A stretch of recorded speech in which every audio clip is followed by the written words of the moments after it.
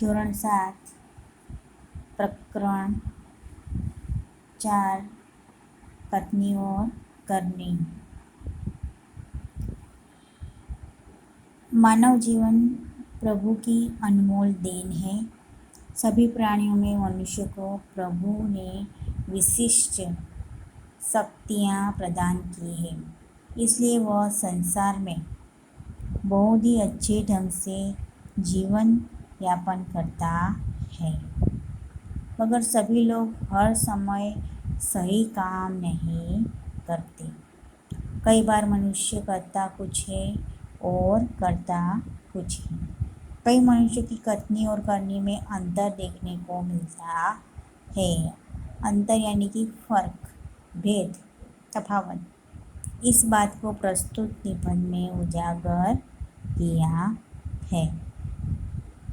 तो ईश्वर ने मनुष्य को प्राणियों से श्रेष्ठ बनाया है। ईश्वर ने मनुष्य को अन्य प्राणियों से श्रेष्ठ बनाया है। कई गुणों से उसे संवारा है। संवारा यानी कि सजाया है। इसका उसे अभिमान भी होता है। परंतु स्वयं को गुणों की खान समझने वाला व्यक्ति कई बार ऐसे कार्य करता है जिन्हें वह गलत बताता है। गुणों की खान यानी कि बहुत ही गुणी, जिन्हें वह गलत पता है कि कथनी और करनी में अंतर के ऐसे कई उदाहरण रोज देखने में आते हैं। अंतर यानी कि भेद, फर्क। बस्ती के बीच सरकार ने पार्क बनाने की जगह छोड़ रखी थी। पार्क यानी कि बाग, बगीचा। बरसात के मौसम में मोहल्ले के एक सज्जन को उसमें फूलों के पौधे लगाने की सूझी। बात अच्छी थी। वे कई से पौधे लाए, कतार से उन्हें रोपा। कतार यानी कि पंक्ति। देखभाल की, पौधे बड़े हो गए। कुछ दिनों बाद फूल खिलने लगे। पार्क अच्छा लगने लगा। मोहल्ले के लोग सुबह शाम पार्क में टहलने लगे।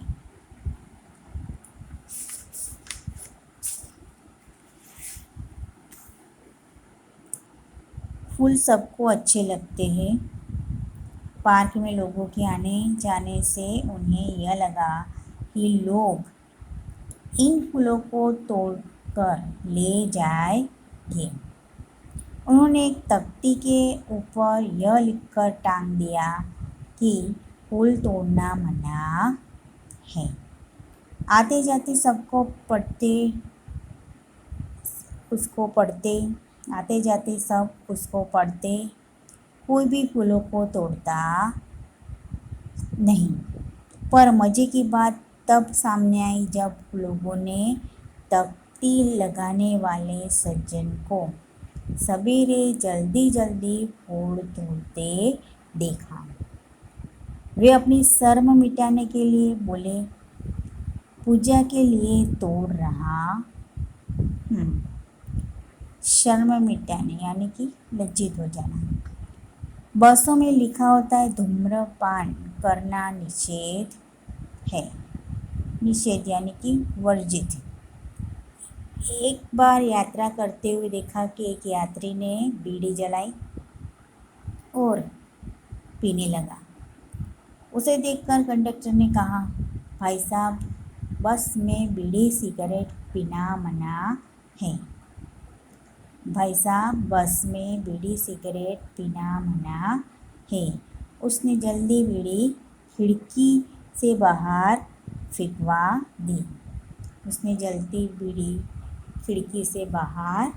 फेंकवा दी। थोड़ी देर बाद कंडक्टर ड्राइवर के केबिन में जाकर बैठा, सिगरेट जलाई और दोनों पीने लगे। एक दूसरे यात्री ने यह देखा तो लिखे हुए वाक्य की तरफ इशारा करते हुए कंडक्टर से कहने लगे, भाई साहब, बस में सिगरेट पीना मना है। इस पर कंडक्टर शीघ्र बोला, शीघ्र यानी कि जल्दी बोला, यह वाक्य आपके लिए है, न कि हमारे लिए। अब एक व्यक्ति दुकान पर गया। स्कूटर दुकान के सामने खड़ा कर ही रहा था कि दुकानदार बोला, आप अपना स्कूटर वहाँ सामने वाहन रखने के स्थान पर खड़ा करके आइए। सज्जन ने कहा, मुझे ज़्यादा समय तक थोड़े ही रुकना है, मैं तो सामान लेकर अभी चला जाऊंगा। दुकानदार बोला, पर दुकान के सामने बीच सड़क पर स्कूटर खड़ा रखना कोई ठीक बात नहीं है। सज्जन ने स्कूटर वाहन खड़ा करने के स्थान पर ले जाकर खड़ा किया और वापस आकर सामान खरीदने लगे। इतने में स्कूटर लेकर दुकान पर एक लड़का आया। स्कूटर दुकान के सामने खड़ा करके ये दुकान के अंदर चला गया। इस पर उस सज्जन ने दुकानदार से कहा, आपने इसे मना नहीं किया? वह बोला, यह तो मेरा बेटा है। कुछ लोग ऐसे भी होते हैं जो आदर्श की बातें करते हैं, लेकिन जब उन्हें अपनाना पड़े तो वे आदर्श भूल जाते हैं। अब दूसरी कहानी है कि एक दिन एक सज्जन के घर उनके मित्र मिलने आए। दोनों मित्र बातचीत में मग्न थे कि किसी ने दरवाज़ा खटखटाया। उन्होंने खिड़की से झांककर देखा तो बाहर मकान मालिक खड़ा था। तो पिछले 4 माह का किराया मांगने बार बार आ रहा था। उन्होंने अपने बच्चे को समझाकर बाहर भेजा। जब बच्चा बाहर गया तो मकान मालिक ने उससे कहा, तुम्हारे पिताजी से कहो कि मैं मकान का किराया लेने आया हूँ। बच्चे ने तपाक से जवाब दिया, तपाक से यानी कि जल्दी से जवाब दिया कि पिताजी ने कहा है कि वे घर पे नहीं है। बच्चे की बात सुनकर मकान मालिक हंसने लगा। घर में बैठे मित्र के चेहरे पे भी मुस्कान आ गई, जिसे देखकर वे सज्जन पानी पानी हो गया। पानी पानी हो गया यानी कि लज्जित हो जाना। एक सज्जन ने अपने पोते को यह सिखाया था, पोता यानी कि पुत्र का पुत्र को क्या बोलते, पोता। तो सिखाया कि हमें कभी किसी काम को गलत ढंग से नहीं करना चाहिए, सदा अपनी बारी की प्रतीक्षा करनी चाहिए।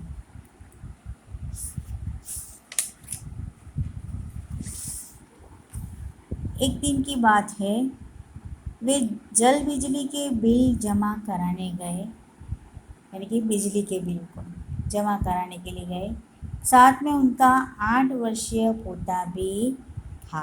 पोता यानी कि पुत्र का पुत्र।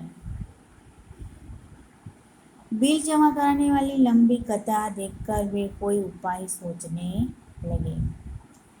कतार यानी कि पंक्ति, आगे मैंने कहा है वैसे। उन्होंने खड़े होकर लोगों को ध्यान से देखा। आगे ही एक परिचित व्यक्ति खड़ा दिखाई दिया।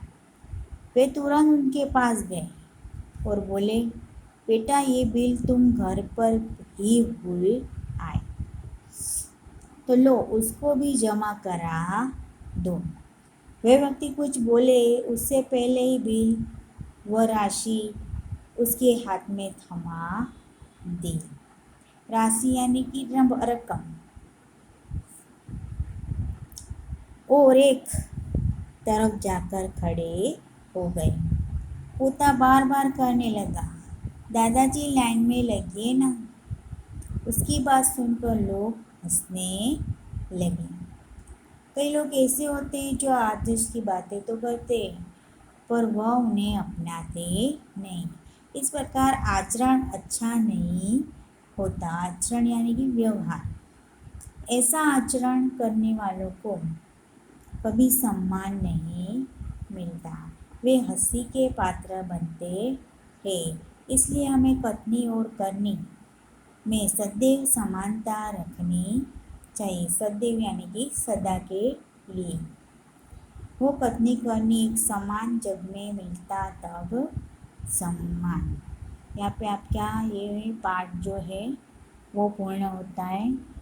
अब आपको यह इसके शब्दार्थ और मुहावरे आपको लिखने हैं।